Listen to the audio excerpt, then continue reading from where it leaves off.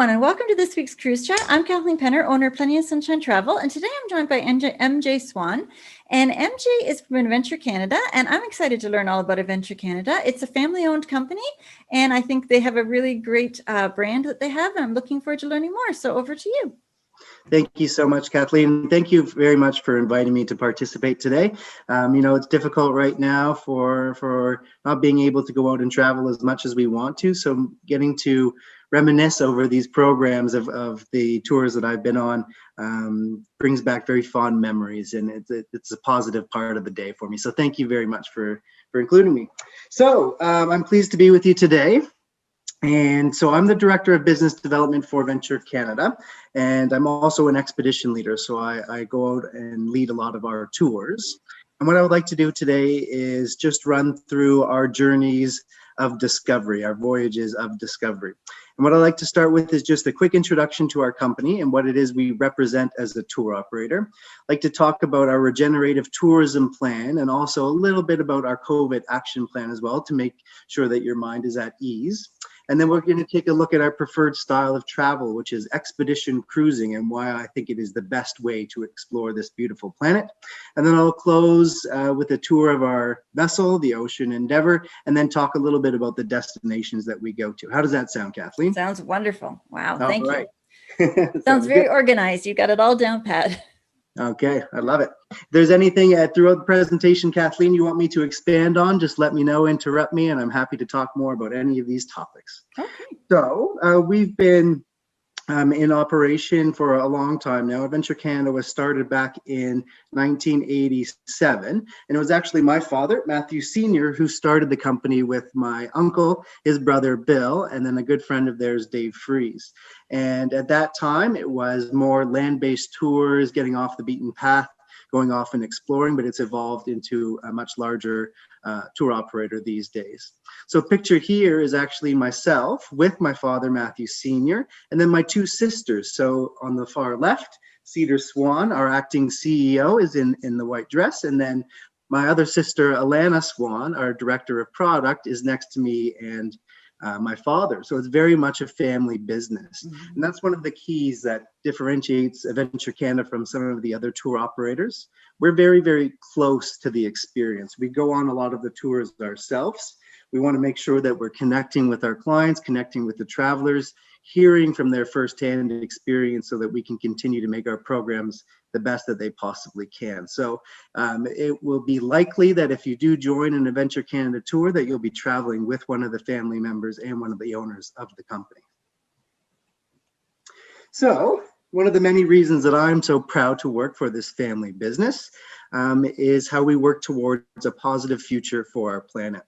We're undertaking a number of initiatives to leave the places we touch and the world in a better place. So not just sustainable travel, but regenerative travel. Let's try to enforce that we're making a positive impact. We're reimagining business practices that aren't business as usual.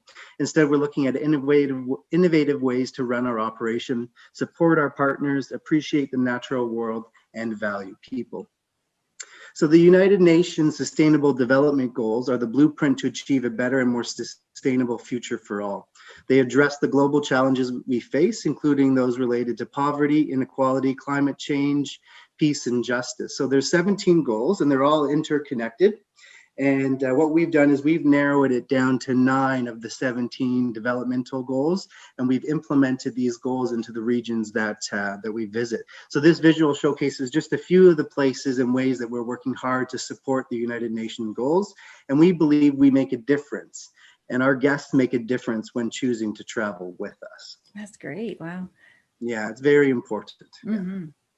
We believe that not only can we be the best expedition cruise operator, but we believe that we can be doing it for the best reasons as well. So it would be amiss for me to talk about our regenerative tourism plan and not mention our COVID action plan, because it's extremely important.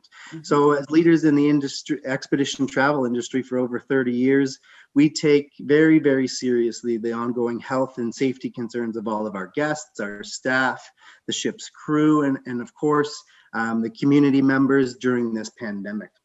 One of the benefits of expedition travel is our ability to break into subgroups. So we have a vessel that has 198 people on board. So it's not a large amount compared to some of the other ships. Mm-hmm. But then once we're on board, we can also break into subgroups, and this allows us to create our own safety bubbles. So with less than 200 guests on board, health and safety tactics like pre-board testing, social distancing, health monitoring during the trip, and if necessary, infection isolation can all be effectively managed. So we're going to continue to closely monitor the situation and make changes to and further develop our protocols in the months ahead. And we'll work closely with our stakeholders. So the World Health Organization, the Association of Arctic Expedition Cruise Operators, community members, and local government. So why do we go? We embark on these journeys because we believe in the transformative power of nature. We travel with guests who are deeply curious about the world that we live in and take them to some of the most extraordinary places on the planet. We engage, entertain, and educate by connecting people to nature and to each other. We combine a curiosity for cultures with a passion for exploration. Our ultimate goal is opening one's mind and heart to this beautiful spinning globe. And where do we go? We go to the destinations that bring the true essence of expedition travel to life. And that's heading off of the beaten path, heading out into the unknown, those areas that are very hard to get to. So the majority of our tours are in Canada, but we also visit great wild spaces in Europe, Central and South America, and Antarctica. Over the years, we've discovered that our preferred method of travel is expedition cruising. So expedition cruising is not like your typical large ship or your luxury cruise. What we deliver is a program that provides our guests with an authentic and immersive experience in the destinations we're visiting. The expedition's main focus is the destination and not the vessel. Of course, we want the vessel to be comfortable and well equipped, but our main focus is learning about and exploring the destination. Mm-hmm. So there's three main types of excursions that are all included in the tour cost when you book one of these expedition cruises. First up is the Zodiac cruise. This is my personal favorite. I love being out on the water and getting up close and personal with wildlife or with icebergs. So these small rubber boats, they're extremely safe and reliable, very sturdy. And of course, our team will be there to help get folks in and out of the boats. You can see our main demographic of traveler here, usually about 55 to 75 years of age. And we all know that age is just a number. They're very adventurous in spirit, but we're not doing things like whitewater rafting or rock climbing. That's not our program. Mm-hmm. But we do get folks from all over the world, but mainly Canadians as well. Okay, so the second type of excursion is a community visit. So we'll conduct a number of different community visits where we use local guides to tour us around. It's always extremely important for Adventure Canada to be using local guides in the places that we visit. When we're within the communities, we have the opportunity to learn about local traditions, art, food, clothing, and find those special moments for cultural exchange, really getting to understand what the way of life is like in these destinations. And then the third type of excursion is an expedition landing. So this is basically when we're off exploring the landscape. So we'll offer the option to hike with various degrees of difficulty based on the length, the elevation gain, the type of terrain. So there will be options that are going to be quite strenuous for those that really like to hike up the mountainside and burn off all of those calories. So there will be options that are quite adventurous or strenuous. And then there's going to be options that are much more relaxed as well, that are going at a very slow pace. Maybe it's a botany walk where you're spending most of your time on your hands and knees looking at the flowers instead of hiking right up a steep mountainside. So we try to offer a wide variety of different options so people can enjoy in their own fashion. And it's really good because the style allows folks not to be felt like they're being kept behind. So for those that really do want to do a big hike, they don't have to wait for those that are moving a little bit slower. And those that like to take their time don't have to feel pressured to go and keep up with the faster folks. So it really does work out for everybody.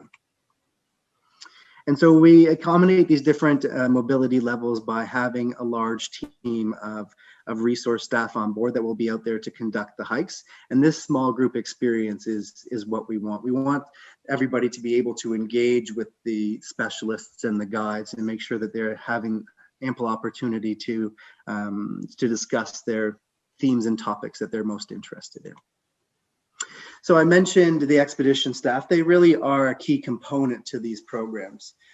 We have a wide variety of specialists that will cover topics such as history, marine biology, archaeology, ornithology, botany, photography, geology. There is all of the ologies that you can think of, and some additional ones also.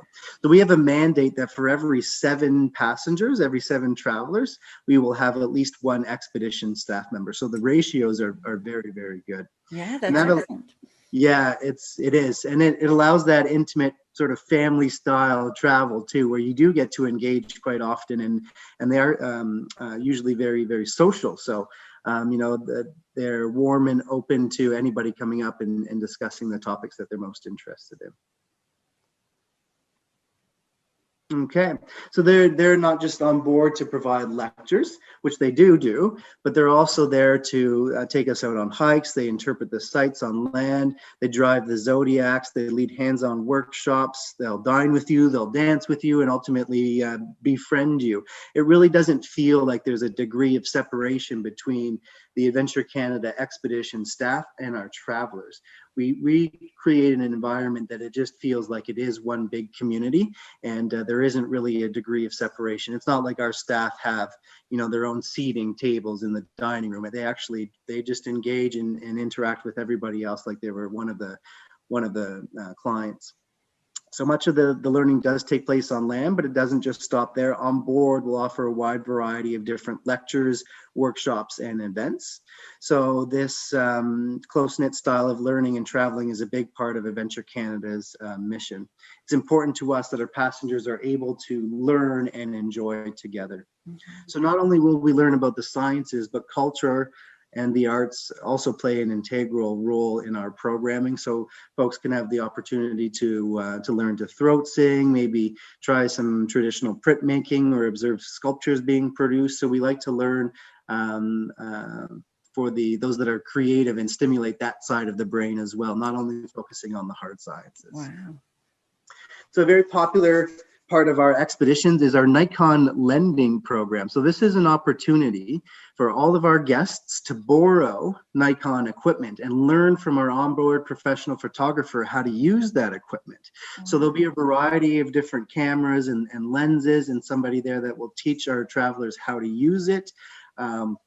Whether you're just learning what the dials do, or you're a much more advanced semi-pro or even a pro photographer, you can have access to all of this equipment. The best part is that it doesn't cost anything, so you can use very expensive equipment and get to keep the photographs and not have to pay for it. That's great. I have a Nikon camera, and I've been eyeing this prime lens, and that's just great to try it out and see if that would be something that I'd want, because it is an investment to get those good lenses. Yeah, totally. And if you have your own Nikon body, then you can just borrow the lenses and try out the lenses. It works for Nikon as well, because what they do is they reserve rights to the photograph. So you get to keep the photograph, Kathleen, but then Nikon also gets to use your photograph. So you might see it post onto their Facebook or social media feed, and what they're doing is saying, hey, take a look at these semi-pro or amateur photographers and look how great their photographs are using our equipment. So that's why they sponsor these trips with the photographer and with the different camera lenses. That's smart marketing. That's great. It is, yeah. And it's hard not to get good photographs in the places that we're visiting. You'd have to try to mess them up. Okay, so everything I just described is all included in the tour cost. One thing that is additional is a kayaking excursion. So kayaking is available on our expedition cruises. There's only 12 spots, and they do fill up quickly. So if that is something that you're interested in before booking the tour, it's good to check to make sure that there's still kayaking available. Mm-hmm. And what I encourage all of our listeners to do is just connect with Kathleen and make sure that you explain what it is that you're hoping to gain from one of these tours, and Kathleen will help you pick the right tour that's the perfect fit for you. Absolutely, yes. Yeah. Okay, so I mentioned earlier during the COVID plan about our vessel. It's called the Ocean Endeavour, and it's a 198 passenger ship. And so it's perfectly outfitted for expedition cruising and has 20 of those rubber boats called Zodiacs, and it's very sturdy ship.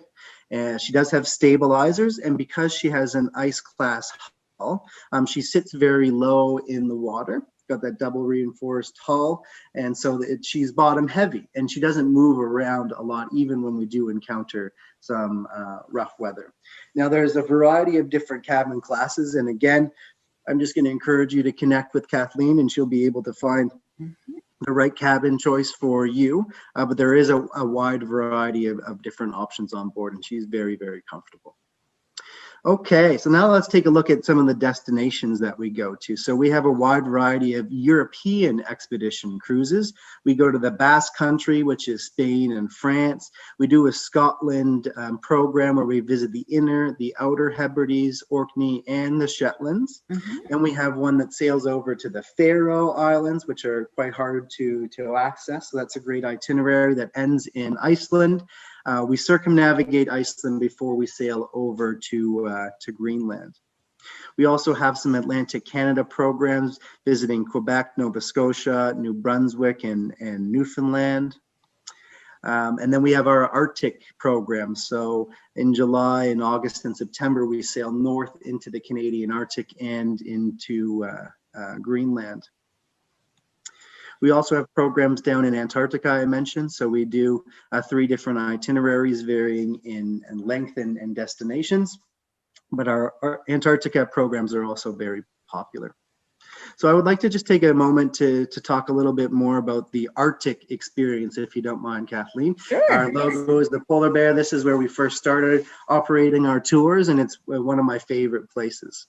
So we'll talk about the Arctic. One misconception of the Arctic is it's cold, and we can just erase that altogether. When we travel there in the summer months, you see 15, sometimes up to 20 degrees Celsius. So it is not that cold in the summer months. It actually is quite pleasant. You can see this young lady here is just out in her fleece jacket. She doesn't even have a big parka on. So it's not that cold in the summer months.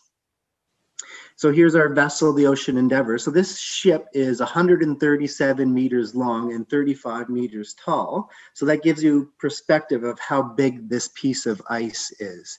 And the glaciers and the icebergs are a major draw for a lot of travelers that want to come up to the Arctic. And this is a great way to see the glaciers and the icebergs from an expedition cruise ship.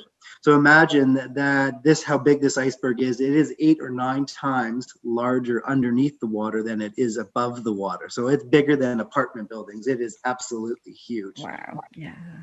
It's hard to put in perspective. That's It why is. I like this image with the ship, because you can see really how big they are. Okay, so I love ice. Another great thing about ice is it attracts the wildlife. As the ice breaks up, it releases phytoplanktons out into the water, which attract small fish and seals and whales. It's kind of the circle of life. It's the main food source. So you'll find a lot of the Arctic Big Five around the sea ice and the icebergs. So the Arctic Big Five, just quickly, polar bears, probably the most iconic of the Arctic species. So we do see a lot of polar bears on our Arctic itineraries, and usually from the bigger vessel. We typically spot them from the bigger ship when they're out on the sea ice hunting for food, for seals. Sometimes we do spot them from the smaller Zodiacs as well, and you can get some great views of them when they're out on the land. Of course, we always keep a very respectful distance. We are just visitors to their homeland, and we want to be as respectful as possible and make sure that we're there to just only enjoy, but not to disrupt. So walrus or tooth walkers are also part of the Arctic Big Five.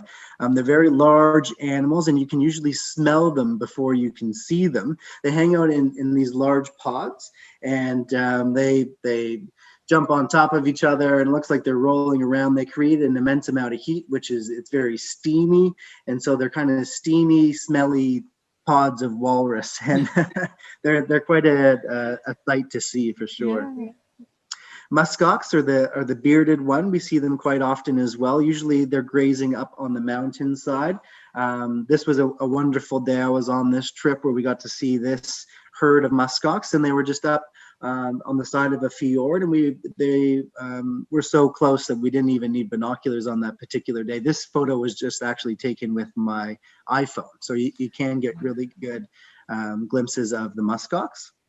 And then the unicorn of the sea, the narwhal. So these are very elusive creatures, and they're only found in narrow fjords, often found in narrow fjords, but they are very, very sensitive. And so the ocean Endeavour, it's a big ship, it will create vibrations, and their tusk is actually tooth enamel, and it'll feel those vibrations, and it tends to scare them off. So it's rare that we do get to see this species of the Arctic Big Five, but it does happen from time to time. And then the last one is a beluga whale, very, very cute white whale, very social. Unlike the narwhal, we see lots and lots of belugas on our programs, and they're usually curious. They'll actually come up alongside of our boats and check us out when we're traveling out in the Zodiacs.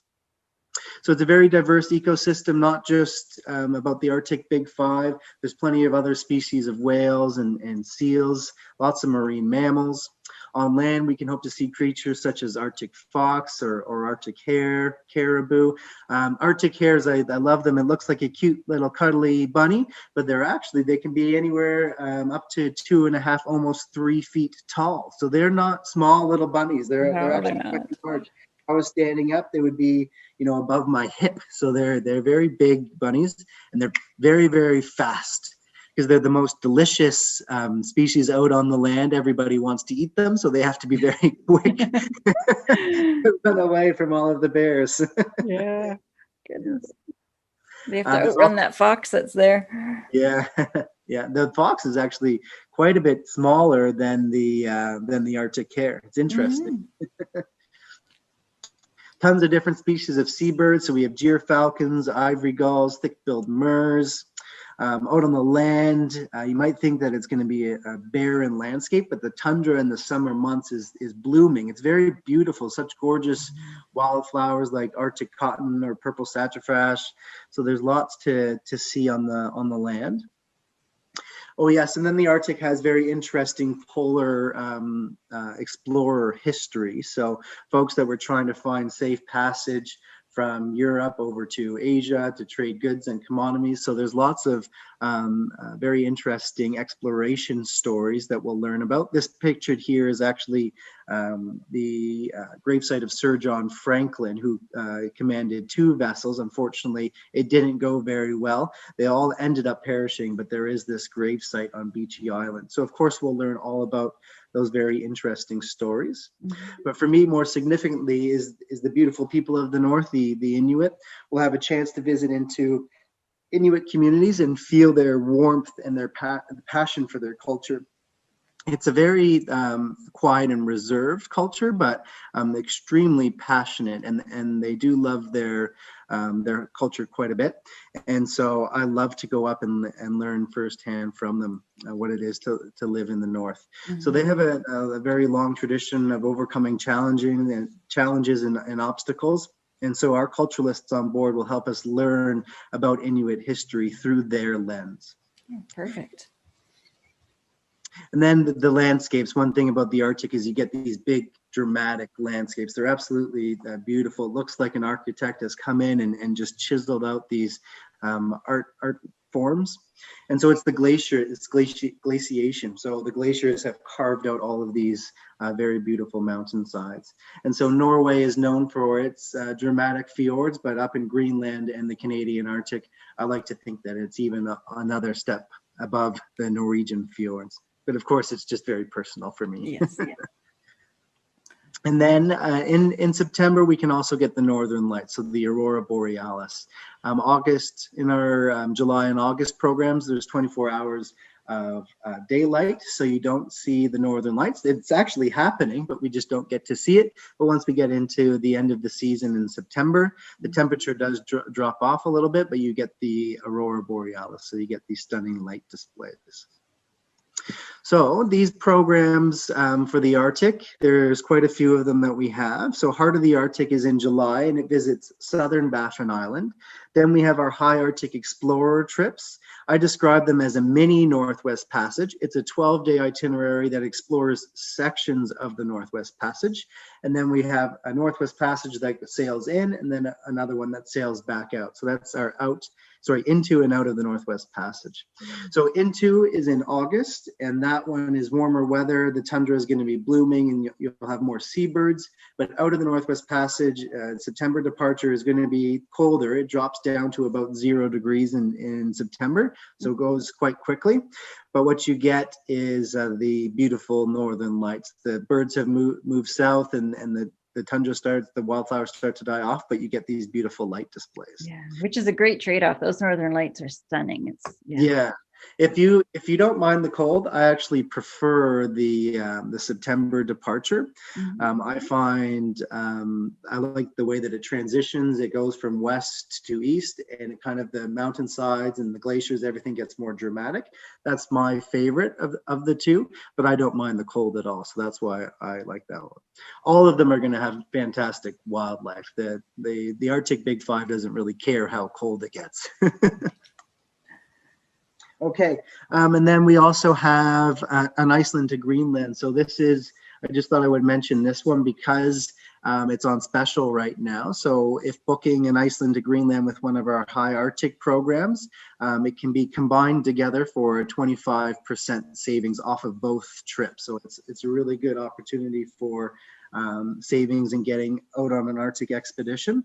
And we just recently were able to announce that one of our longtime Venture Canada staff members, Margaret Atwood, is going to be joining part of BirdLife International. So not only is Margaret an amazing author, she's also a very engaged environmental activist, and she is joining within that role and will be a special guest presenter, and she'll be joining us on all of the excursions and things like that. So really excited to have Margaret joining with us.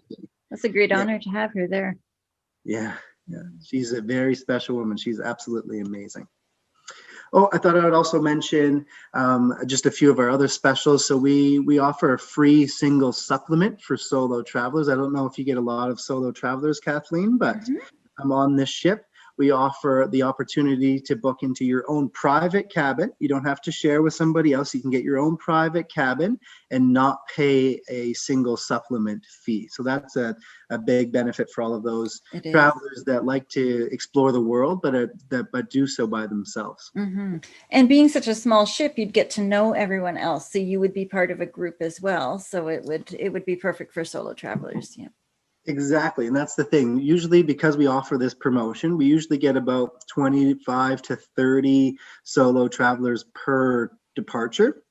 So it makes up, 1/5 of the ship, let's say. And so that it creates this little community as well. It keeps this nice environment that's, it feels comfortable and safe, but you still get your own private room to retire to at the end of the evening and don't have to share that personal space.